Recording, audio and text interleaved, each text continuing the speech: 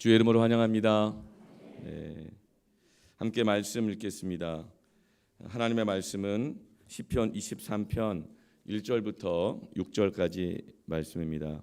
다 함께 합독하여 한 목소리로 읽을까요? 여호와는 나의 목자시니 내게 부족함이 없으리로다.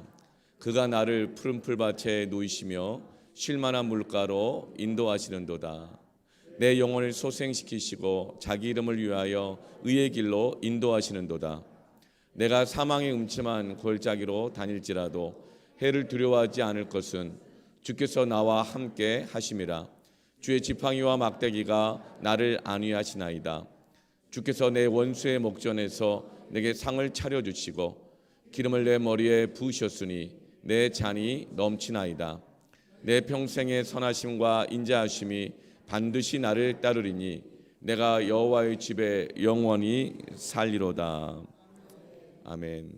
오늘 추수감사 예배를 통해서 부족함 없는 은혜, 넘치는 감사가 있기를 축복합니다. 오늘은 추수감사절 예배라 그래서 더욱 이렇게 강대상이 더 이렇게 부족함 없고 넘치는 은혜가 많습니다. 우리 각 마을에서 또 패밀리들과 함께 이런 정말 다양한 다채로운 다 보니까 하나하나 다 최상급들인 것 같아요.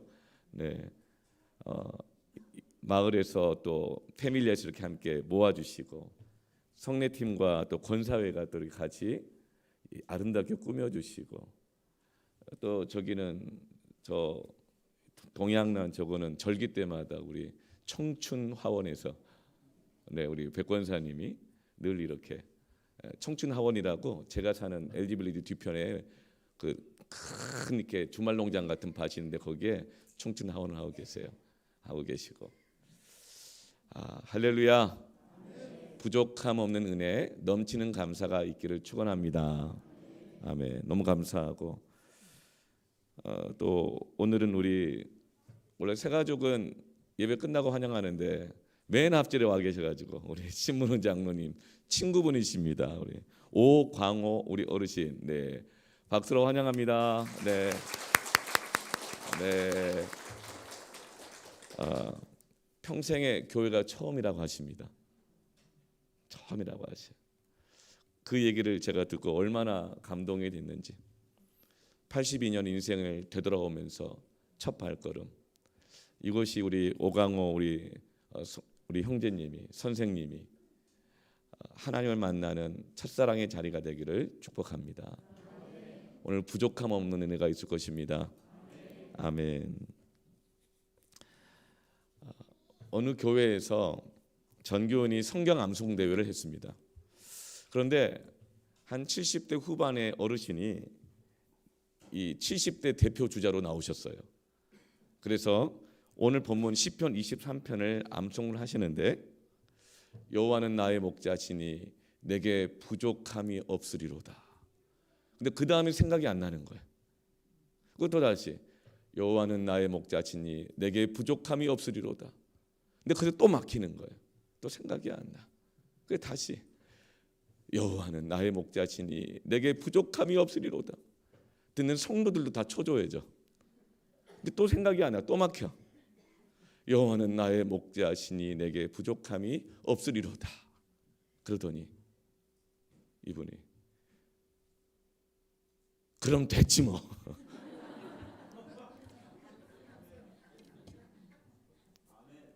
인생이 75세가 되든 80대가 되든 90대가 되든 내 인생이 자꾸 막히고 부족함이 있는 것 같다 할지라도 여호와는 나의 목자시니 내게 부족함이 없으리로다. 그럼 된 것입니다. 하나님이 나의 목자가 되시면 되는 것입니다.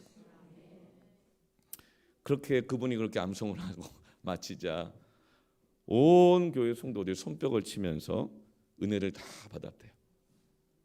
물론 다 암송하지 못하셔서 정말 그 정확한 원칙상 상은 받지 못하셨지만 오히려 온 교회에 넘치는 감사, 부족한 은혜가 넘치는, 부족함 없는 은혜가 넘치는 그 교회 가운데 큰 상급이 임한 줄 믿습니다. 오늘 본문 말씀 가운데 부족함이 없으리로다 했는데 1절부터 6절까지 모든 하나님의 부족함 없게 하시는 그 은혜가 그 동사가 다 미래형으로 기록되어 있어요. 1절에 보면 부족함이 없으리로다. I shall not be in want. 부족함이 없을 것입니다. 미래형이에요. 4절에도 해를 두려워하지 않을 것은 I will fear no evil. 해를 겁내지 않게 될 것입니다. 다 미래형이에요. 6절에도 내 평생의 선하심과 인자하심이 반드시 나를 따르리니 Surely goodness and love will follow me. 나를 따를 것입니다. 하나님의 정말 그 선하심과 인자하심이 나를 평생 따를 것입니다. 여러분 앞날이 두려우십니까? 염려가 됩니까? 연금 부었는데 연금 바닥날까 봐 두렵습니까? 여러분 우리의 미래는 여호와가 나의 목자시기 때문에 내 평생의 하나님의 선하심과 인자하심이 반드시 나를 따를 것입니다. 올 한 해를 돌아보면 오늘 예배가 추수감사 예배인데요. 꾸며진 강대상은 굉장히 부족함이 없는데 교회 예배를 딱 드려보면 다들 부족함이 없는 것 같은데 그러나 나는 지금 부족하다고 느낄 수 있어요.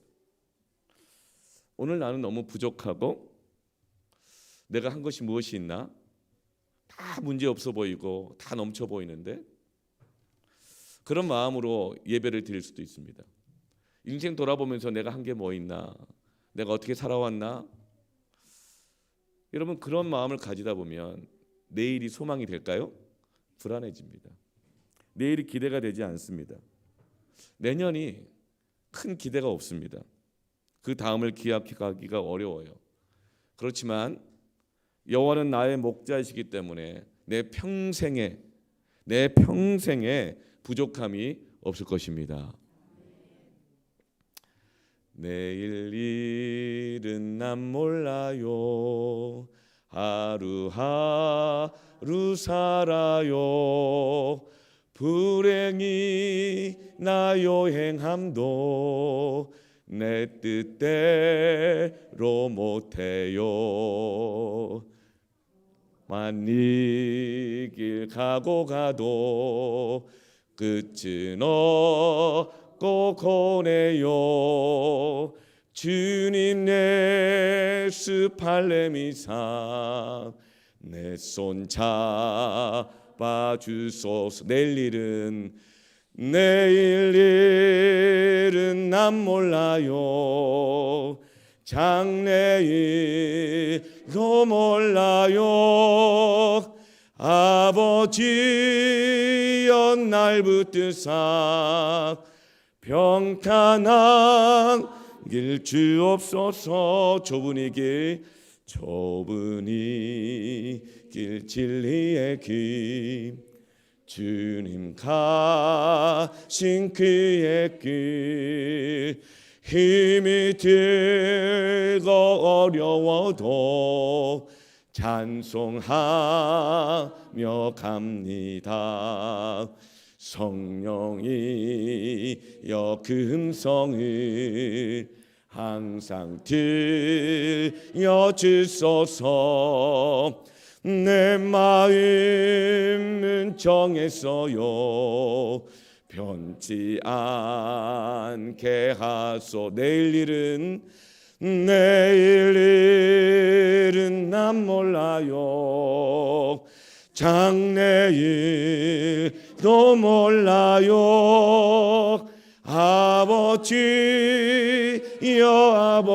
아버지여 주신 성명 이루소서. 아멘. 이 부족함이 없다고 찬양하고 기도하고 고백하는 이 다윗의 지금 현재는 어떨까요? 지금 다윗이 있는 곳은 광야 가운데 있습니다.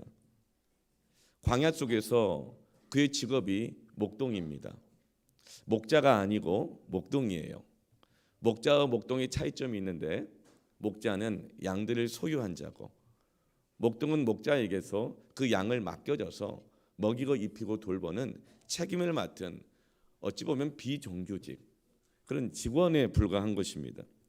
그런데 양이 잡혀가거나 양이 병들면 그에 대한 책임은 전부 다 목동이 목자에게 변상해야 되는 그럼 아주 불공평하고 불평등한 그런 현실이에요. 양의 주인은 그렇다면 누구일까요? 목동의 역할을 하고 있는 그 다윗. 그런데 그 양의 주인은 바로 다윗의 아버지겠죠. 이새 다윗의 아버지겠죠. 그런데 다윗은 그 아버지 이새에게는 어떤 존재였습니까?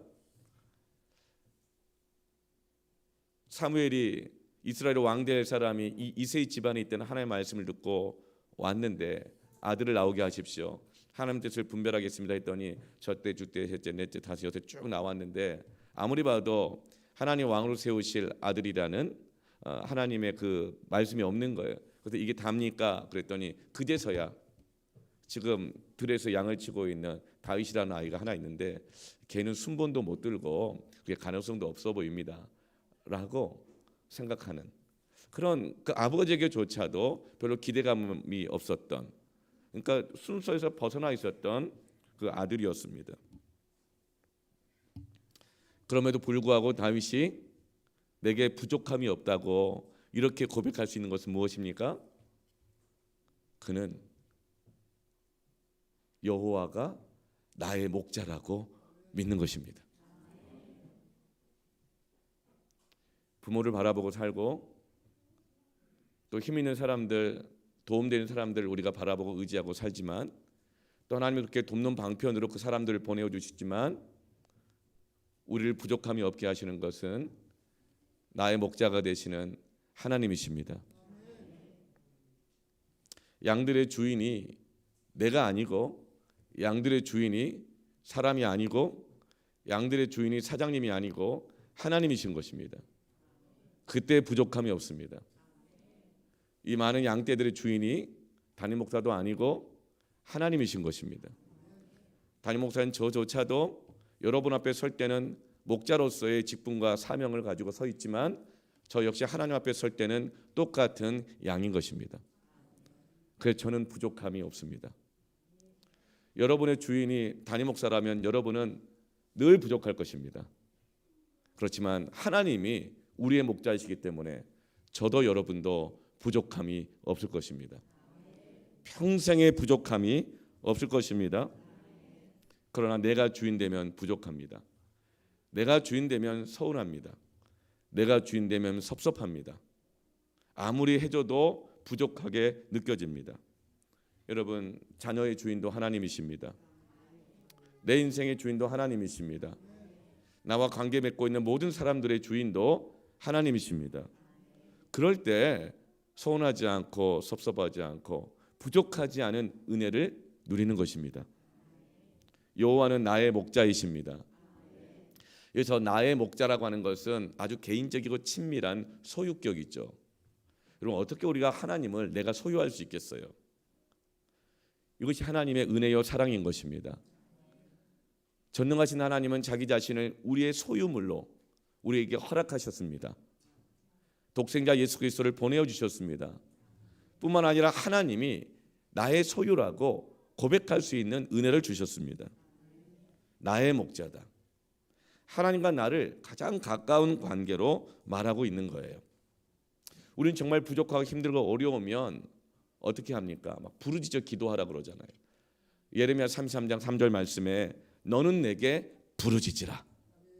근데 이 부르짖으라는 단어가 원래 원어에는 너는 나를 그냥 부르라예요. Call to me. 샤우팅이 아니에요. 그냥 나를 부르라는 거예요. 여러분, 듣는 대상이 멀리 있다고 생각하면, 그 사람이 나를 상관치 않는다고 느끼면, 그 사람이 나에게 관심이 없다고 생각하면 그냥 막 부르짖지 않습니까? 땡깡을 피우고 애걸복걸하고 큰 소리로 치면서 제발 좀 나를 도와라, 나에게 관심 좀 가져라, 이게 부르짖잖아요. 그런데 너는 내게 부르짖으라, 이 단어는 너는 나를 부르라예요. 왜요? 가까이 계시니까.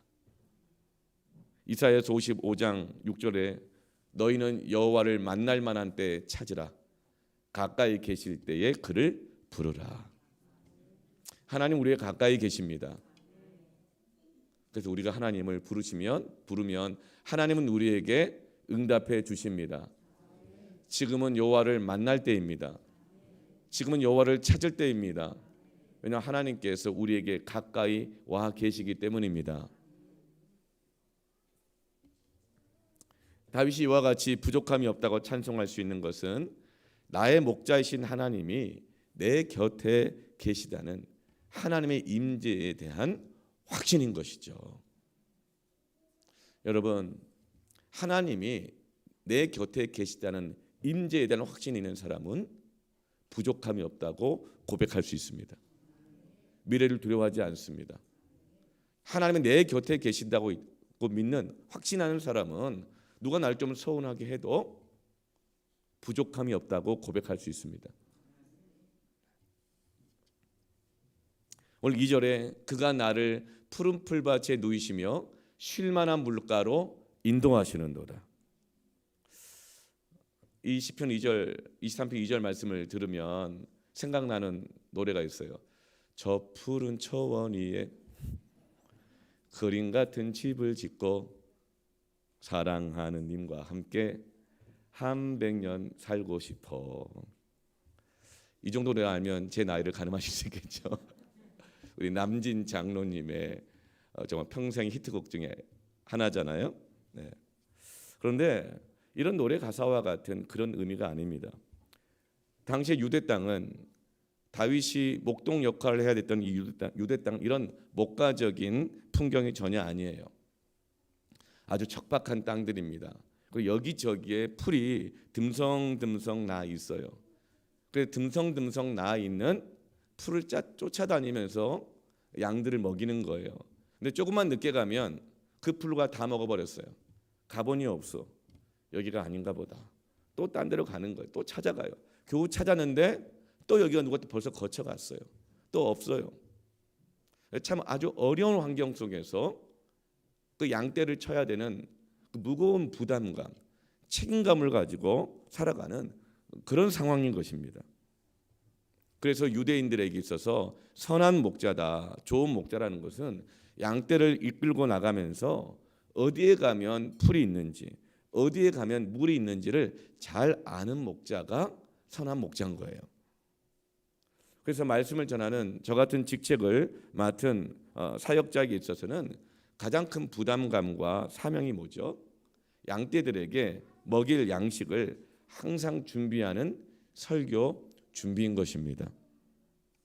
사실 하나님의 말씀으로 은혜를 끼치지 못하면 목자 역할하는 저에게 있어서는 할 수 있는 것이 아무것도 없습니다. 왜냐하면 사람이 떡으로만 사는 것이 아니고 떡도 필요하지만 하나님의 입에서 나오는 모든 말씀으로 살리라. 우리에게 필요한 것이 여러 가지, 사람들의 관심도 필요하고 돈도 필요하고 뭐 많이 필요합니다. 그렇지만 그런 것이 있다 하더라도 하나님의 말씀이 없으면, 영적인 은혜가 없으면, 꼴이 없으면 우리는 살 수가 없는 것입니다. 사랑하는 성도 여러분, 제가 다른 것은 못해도 이 말씀 준비에 있어서 게으르지 않도록 계속 기도해 주시기를 부탁합니다. 그리고 여러분, 다른 것은 못해도 하나님의 말씀을 듣고 묵상하고 그 말씀들을 기도하고 살아가는 이 영적 꼴을 먹는 일은 게을리하지 마시기를 축원합니다. 목자 되시는 하나님께서는 우리를 푸른 풀밭으로 누이셔요. 하나님은 좋으신 분이십니다. 그리고 쉴 만한 물가로 인도하십니다. 여기서 쉴 만한 물가란 무엇일까요? 이것은 나를 수영장 있는 호텔로 인도하셔가지고 호캉스를 즐기게 하신다는 걸까요? 야, 나 목사 너 개척하느라고 애썼다 힘들었다. 이제 만 8년 지났고 아직 안식년도 못 갔고 안식월도 못 갔는데 자, 다음에 너 안식년 수영장 딸린 호텔 쉴 만한 물가 가서 그래도 오렌지 주스 다 마시면서 그래서 성경 읽고 그렇게 쉬어라 이런 걸까요? 그러면 좋겠지만 꼭 그런 것은 아니에요. 하나님 이런 것도 주십니다. 여러분 호캉스 즐기신 분 정죄감 갖지 마시고. 네. 여기서 쉴만한 물가란 양의 생리를 잘 알아야 합니다. 양이 가지고 있는 여러 가지 특징이 있는데요. 양은 첫 번째로 굉장히 어리석어요. 그래서 양들은 자기들끼리 이렇게 잘 싸워요. 그런데 일이나 늑대가 물고 가면 도수장에 끌려가는 양과 같이 아무 말 없이 그냥 끌려갑니다. 그런데 자기들끼리는 그렇게 싸워요. 양들의 특징이에요. 피알을 구별하지 못하는 거죠. 그리고 또 양은 굉장히 예민합니다. 특히 양은 이 귀가 아주 예민해요. 소리에 예민합니다. 그래서 양들은 목자의 음성을 알아듣는다 그랬죠. 양은 귀가 아주 예민해요. 그런데 반면에 눈은 아주 어둡습니다. 불과 몇 미터 앞도 잘 보지를 못해요. 아주 지독한 근시입니다. 그래서 양들이 길을 갈 때는 가만 보세요. 전부 다 그 머리를 어디를 향하고 있죠? 바로 앞에 땅에 머리를 쳐박고 계속 걸어가요. 앞에 양들이 가는 것만 쫓아간다고요. 왜냐하면 멀리 보지 못하니까. 그리고 하도 눈을 이렇게 굴려가지고요. 이 양고기 중에서 양 눈두덩이 살이 있죠. 이 살이 제일 쫄깃쫄깃하고 맛있습니다. 제가 우즈베키스탄에 갔을 때 그 이야기를 들었어요. 양은 눈이 어두워가지고 하도 눈을 이리저리 굴리다 보니까 눈두덩이 살이 그냥 쫄깃쫄깃하대요. 그런데 그 고기가 되게 비싸고 맛있다 그래요. 먹어보지 못했어요. 네. 그런데 눈이 굉장히 어두우니까 방황을 많이 하는 것입니다. 그래서 목자들이 제일 힘든 것은 방황하는 맨 마지막 양들까지 우리로 다 들어오는 것을 기다리는 것이 제일 힘들다고 합니다. 목동은 양 한 마리를 잃어버리면 자기가 책임져야 되잖아요. 그래서 양 한 마리가 다시 우리로 돌아올 때까지 찾아가든지 기다리든지 그 일을 해야 되는 거예요. 그리고 양들은 말을 참 안 듣는다 그래요. 우리는 착한 사람 보면 야 순한 양 같다 그러잖아요. 양을 몰라도 한참 모르는 소리예요. 이사야서 53장 6절에 우리는 다 양 같아서 그릇 행하여 각기 제 길로 갔거늘. 또 양은 겁이 아주 많습니다. 그래서 물을 마실 때 흐르는 물은 무서워서 마시지 못한대요. 왜냐하면 눈은 잘 보이지 않는데 목은 마르고 물 냄새가 기가 막히게 나는데 물소리가 막 나는데 눈은 안 보이는데 그 소리가 너무 크게 들리니까 흐르는 물은 무서워서 먹지 못하는 거예요. 그래서 목자들이 양들에게 수분을 섭취하게 하는 방법은 두 가지라고 해요. 첫 번째가 새벽에 데리고 나가서 풀잎에 맺힌 이슬을 함께 먹이게 하는 것입니다. 그래서 이스라엘에게 있어서는 비가 그치는 것도 무섭지만 이슬까지 멈추는 것, 우로가 멈추는 기근은 무서운 고난인 것이죠. 아침에 새벽에 데리고 나가서 풀잎에 맺혀 있는 이슬같이 영롱한 그 만나와 같은 이슬을 먹이는 거예요. 정말 만나와 같아요. 그 이슬은 아침 낮을 지나가 버리면 다 말라서 없어져 버리고 말아요. 그 시간 아니면 그 이슬을 먹지 못하고 양들은 며칠 견디지 못하여 죽고 마는 것이죠. 두 번째로 물을 섭취하는 방법은 시냇가로 데리고 가요. 그 양들은 무서워서 흐르는 물을 마시지 못해요. 그래서 물을 큰 돌로 이렇게 막아서 물이 고이게 합니다. 그 물이 흐르지 않고 조용하게 고이면 그제서야 양들이 물을 먹어요. 쉴 만한 물가란 바로 조용한 물가를 뜻합니다. 여러분, 이 예배야말로 하나님이 우리를 복음의 빛 동산교회라는 울타리 안으로 안전하게, 조용하게, 고요하게 모아놓으시고 우리에게 생명의 생수를 마시게 하는 쉴 만한 물가인 줄로 믿습니다. 예배는 안전한 곳이어야 합니다. 교회는 안전한 곳이어야 합니다. 그 교회는 두렵게 하는 소리가 나지 말아야 합니다. 왜냐하면 우리가 다 양 같기 때문에 그래요. 우린 다 양 아닙니까? 여러분, 누가 나에 대해서 얘기하는 것은 얼마나 크게 들립니까? 그럼 얼마나 불안합니까? 얼마나 두렵습니까? 쉴 만한 물가 예배 가운데서 고요한 하나님의 말씀을 들으십시오. 이곳이야말로 영의 휴식을 얻는 것이고, 이곳이야말로 평안을 얻고 미래의 소망과 담대함을 얻는 것인 겁니다. 바로 그때 3절 상반절에 내 영혼을 소생시키시고, 영혼은 쉴 만한 물가에서 소생되는 것이죠. 쉴 만한 물가란 두려움이 없는 곳, 안정감, 평안함이 있는 곳입니다. 여러분, 가장 두려움이 없고 평안해야 될 곳이 어딜까요? 교회일 뿐만 아니라 우리의 가정 되기를 축원합니다. 사람들의 마음속에 있는 근본적인 두려움들과 이 아픔들은 대부분 가장 평안함을 얻어야 될 그곳에서 불안할 때 우리 마음의 안정감과 평안이 다 깨져버리는 것이죠. 쉴 만한 물가에서 내 영혼을 소생시키신다는 것은 하나님의 집인 교회에서, 그리고 하나님이 세우신 가정에서 다시 소생된다는 것입니다. 저와 여러분의 각 가정들이 영혼이 소생되는 쉴 만한 물가가 되기를 축원합니다. 여러분, 그거 포기하지 말고 기도하십시오. 너무너무 소리가 심하게 흐르면서 물이 있으면 내가 안 해준 게 뭐가 있어? 이렇게 소리를 지르잖아요. 내가 안 한 게 뭐 있어? 소리 지르잖아요. 내가 얼마나 너를 위해서 희생했는데, 수고했는데 알아주지는 못할 망정, 이렇게 우리는 큰 소리를 지르면서 월급 갖다 주고 막 밥해 주고 봉사하고 섬긴다고 하잖아요. 여러분, 그것을 예배의 울타리도 여러분 그 돌로 막으시길 바랍니다. 그리고 그 안에 하나님의 은혜가 고이도록 그 은혜를 받으시길 바랍니다.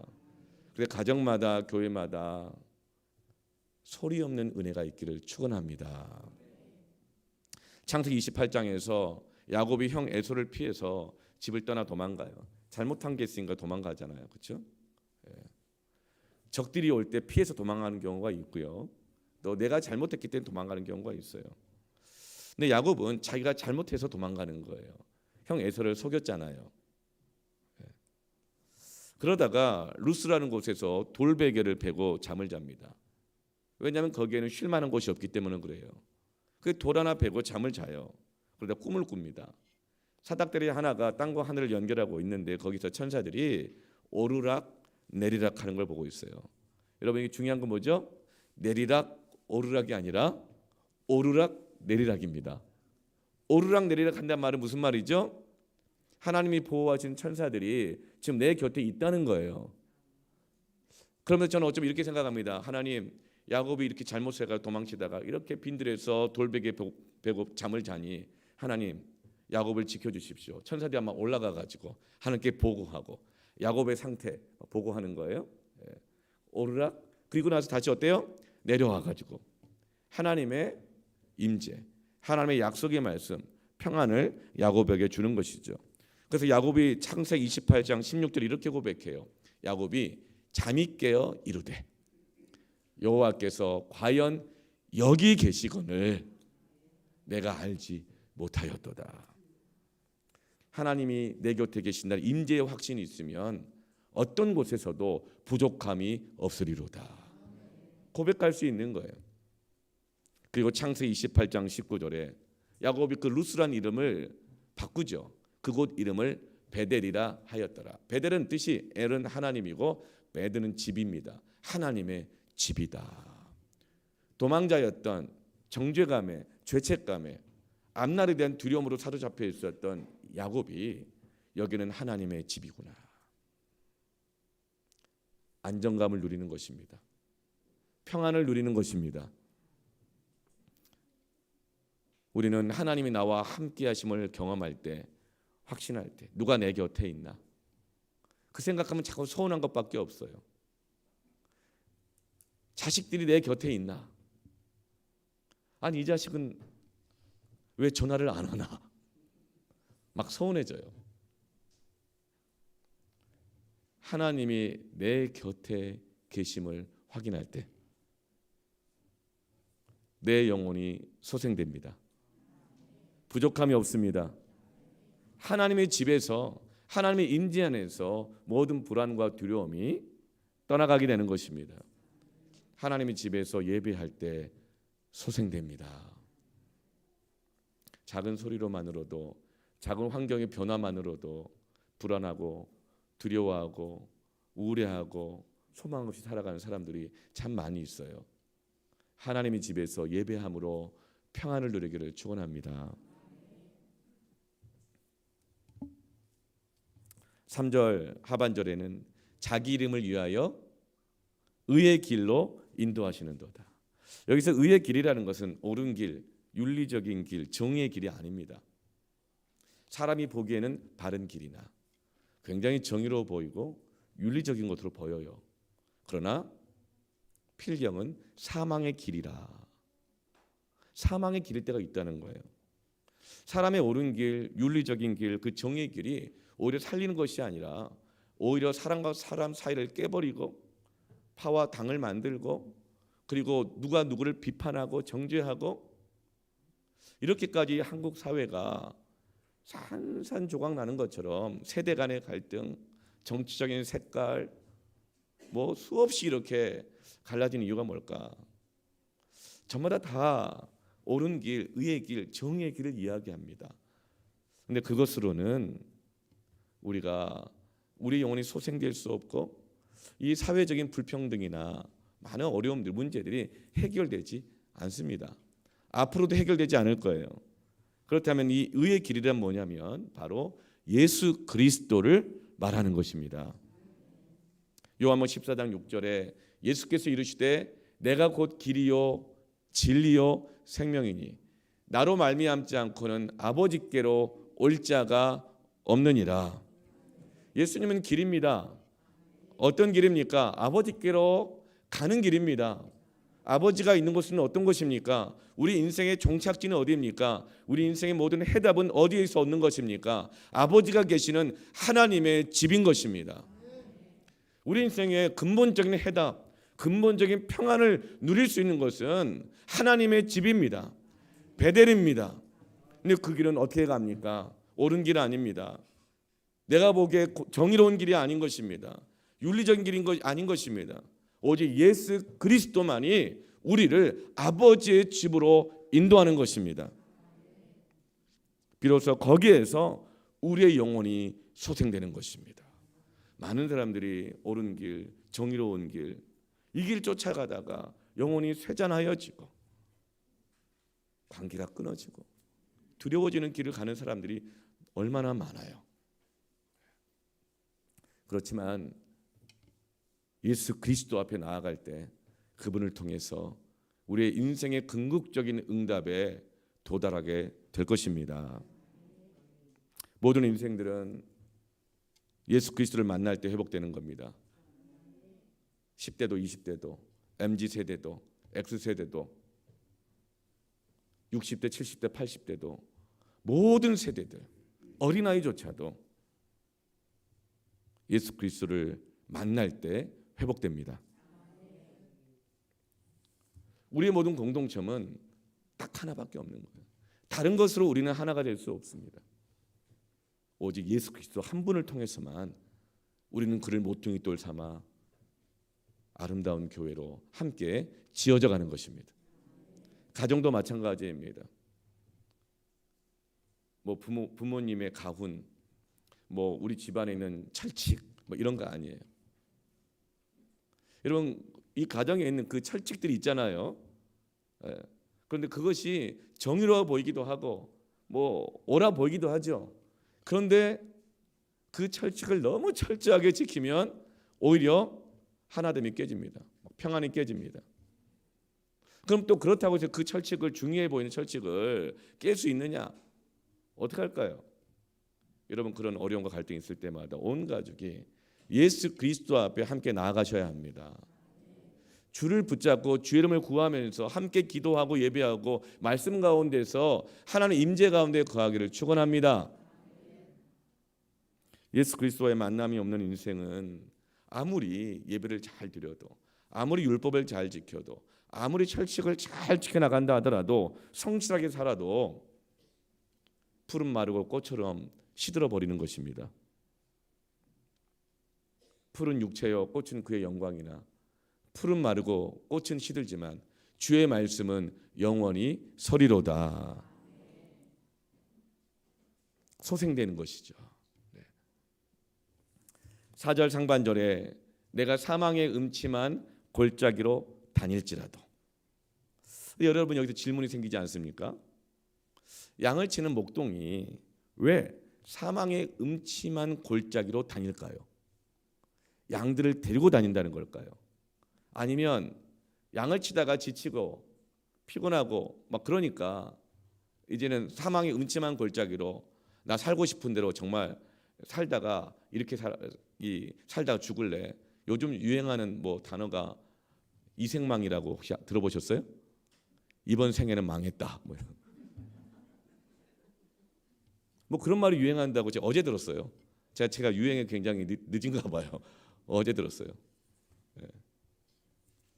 저희 집에 있는 또 다른 보혜사로부터 들었어요. 네. 이번 생에는 망했다 이러면서 막 사망의 음침한 골짜기에 가서 살고 있는 걸까요? 왜 사망의 음침한 골짜기로 다닐까? 목자가 양을 치고 데리고 다닐 때는요, 1년 중에 두 시기가 있습니다. 첫 번째는 겨울부터 봄까지. 이때는 양을 치기 위해서 하루 일정으로 데리고 나가요. 그러니까 겨울부터 봄까지는 양을 데리고 나갔다가 하루 안에 돌아와요. 멀리 가지 않죠. 해 지기 전에 양들을 우리로 데리고 들어옵니다. 그런데 여름부터 가을까지는 멀리 양을 데리고 다니면서 꼴을 먹여요. 몇 달씩 다녀요. 그래서 이제 풀을 찾아서 갔다가 풀이 있죠. 그럼 거기에서 양들에게 풀을 먹입니다. 그리고 나서 이 목동은 이 양들을 안전한 곳에 보호하고 있든지 아니면 또 다른 목동에게 이것을 맡기고 나서 자기는 산 비탈로 올라가서 풀이 어디 있는지를 찾아 나서는 거예요. 양들을 먹일 수 있다면 사망의 음침한 골짜기라도 가서라도 풀을 찾아 나서는 거예요. 그리고 나서 그 풀을 찾고 난 다음에 그 양들을 사망의 음침한 골짜기로, 그 골짜기로 데리고 가는 거예요. 여러분, 높은 산에 비탈길을 막 올라가서 풀이 어디 있나 찾아봐요. 저기 있구나. 근데 보니까 다 보이는 자리는 이미 다른 양들이 다 거쳐갔어요. 근데 보니까 저 골짜기에 손 타지 않은 풀이 있는 거예요. 그럼 다시 그 비탈길을 내려와서 그 골짜기까지 들어가서 확인하고, 그리고 나서 다시 양들을 데리고 가는 겁니다. 그 골짜기에 있는 풀은 손 타지 않은 풀이라 최상급의 풀인 것이죠. 그리고 그렇게 이 목동이 사망의 음침한 골짜기를 다니면 양들에게 가장 좋은 꼴을 먹일 수 있는 유익이 하나가 있고, 또 하나의 유익은 뭘까요? 양들도 그 목자 따라서 산 비탈길을 걸어가고 계곡과 골짜기를 걸어가면서 건강해집니다. 잘 먹고 소화가 잘 돼요. 그리고 무엇보다도 목자와 그때 가장 밀착되는 시간인 거예요. 이때 양들은 목자의 음성에만 그 예민한 귀를 기울이고 바짝 쫓아가요. 왜요? 눈이 잘 안 보이니까. 막 여기 골짜기잖아요. 한치 앞이 안 보이잖아요. 그러니까 이 목자의 음성만 듣고 바짝바짝 놓치지 않으려고 쫓아가면서 목자와 신뢰 관계가 형성돼요. 그리고 바로 이때 양들이 목자의 음성을 알아들어요. 받아들이는 거예요. 그래서 영과 육이 다 건강해지는 것입니다. 그런데 우리 삶도 똑같지 않나요? 여기서 말하는 사망의 골짜기는 히브리어로 바카 골짜기입니다. 실제로 이 바카 골짜기는 눈물의 골짜기라는 뜻인데, 순례객들이 마지막으로 예루살렘 성에 들어가기 전에 마지막으로 거치는 골짜기가 바로 이 사망의 음침한 골짜기, 바카 골짜기예요. 이 눈물의 골짜기예요. 이곳에 오게 되어지면 물도 다 떨어지고 먹을 것도 다 떨어졌어요. 근데 이 바카 골짜기에는 도적들이 숨어 있고 들짐승들이 숨어 있는 곳이죠. 거기를 두려운 마음으로 가는 거예요. 그러나 사망이 음침한 골짜기로 다닐지라도 해를 두려워하지 않을 것은 주께서 나의 지팡이와 막대기가 되어 안위하시기 때문이다. 이 고백을 하면서 그 바카 골짜기를 지나가는 거예요. 그 바카 골짜기 뭐가 있죠? 비가 온 다음에 그 빗물이 고여 있는 웅덩이들이 곳곳에 있는 거예요. 쉴 만한 물가가 바로 바카 골짜기에 있는 거예요. 양들은 물이 아무리 철저히 흘러 넘쳐도 무서워서 못 먹어요. 갖다 줘도 못 먹어요. 그렇지만 그 바카 골짜기에서 마지막을 견뎌내고 이겨내야 되는 그 순간, 그곳에서 하나님이 준비해 놓으신 쉴 만한 물가가 그곳에 있습니다. 바로 그때 우리는 양으로서 목자 되신 하나님과 가장 친밀해지고 하나님을 신뢰하게 되어지고 하나님을 바짝바짝 따라가게 되는 것입니다. 4절 하반절에 해를 두려워하지 않은 것은 주께서 나와 함께 하심이라. 주의 지팡이와 막대기가 나를 안위하시나이다. 이 지팡이와 막대기는 뭐죠? 지팡이는요, 이 목자의 키보다 훨씬 커요. 그 끝이 이렇게 동그랗게 말려 있어요. 그리고 골짜기에 발을 헛디뎌서 떨어지잖아요. 그럼 그 긴 지팡이를 내밀어서 목을 탁 걸어가지고 끌어올려준 데 쓰여집니다. 그럼 막대기는 굉장히 단단한 나무로 돼 있어요. 이 나무로 바위를 때리면 바위도 깨질 정도예요. 아주 단단하고 곧은 나무로 돼 있는데 이것은 그 사망의 음침한 골짜기 숨어 있던 도적대들 이리와 승냥이들이 나타나면 목자가 그 막대기를 가지고 양떼들을 지키는 거예요. 물론 가끔 때로는 엉뚱한 길로 가는 양들의 엉덩이를 툭툭 이렇게 때리면서 이쪽으로 와 그래요. 근데 절대 양의 머리는 안 때립니다. 네. 이러면서 이렇게 양들을 안내하는 도구로도 쓰여지게 되어지죠. 내 인생의 가장 험난한 시기는 내가 너무나도 부족하다고 느낄 때 아닙니까? 그러나 그때야말로 하나님과 가장 가까워지는 때입니다. 내가 부르면 언제든지 응답하시는 하나님의 인재로 부족함 없는 은혜를 경험하는 때가 바로 사망의 음침한 골짜기로 다닐 때인 것입니다. 목자 되신 하나님이 주의 지팡이와 막대기로 나를 안전하게 하십니다. 나를 위로해 주십니다. 안위해 주십니다.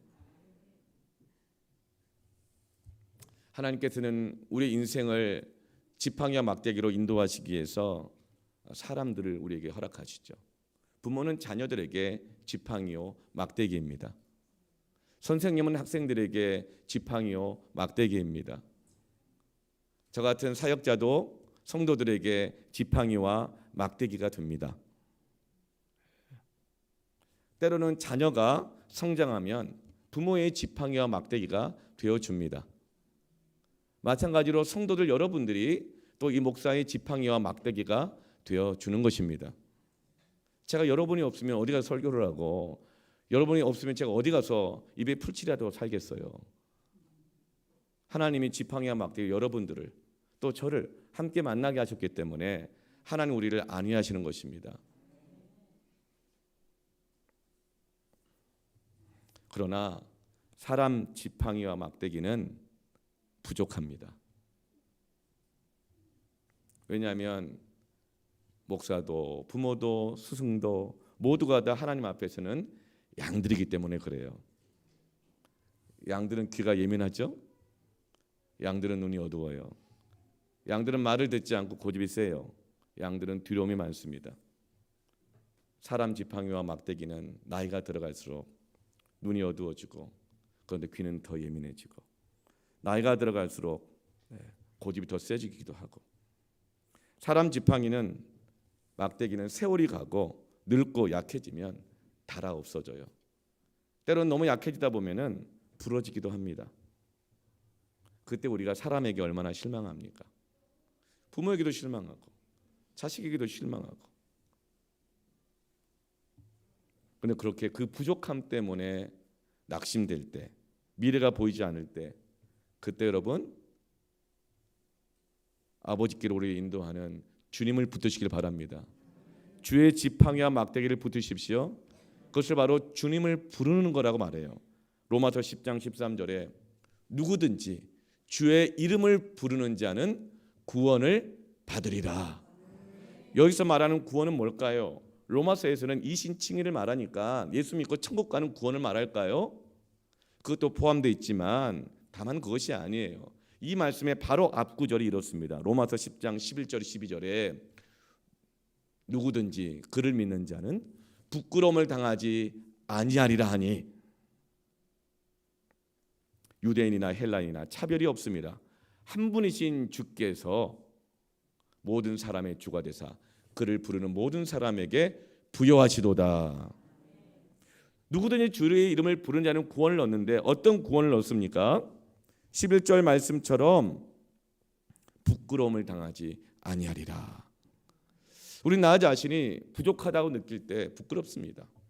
사람들이 당신은 부족한 사람이야, 뭐 사랑이 부족해, 뭐 지식이 부족해, 뭐 당신은 뭐가 인격이 부족해, 능력이 부족해 말할 때 우리는 부끄럽습니다. 여러분 부끄럽지 않아요? 예. 저는 그런 말 들으면 부끄러울 것 같아요. 근데 그때 누구든지 주의 이름을 부르는 자는 부끄러움을 당하지 아니하리라. 뿐만 아니라 주께서 모든 사람의 주가 되사 그를 부르는 모든 사람에게 부여하시도다.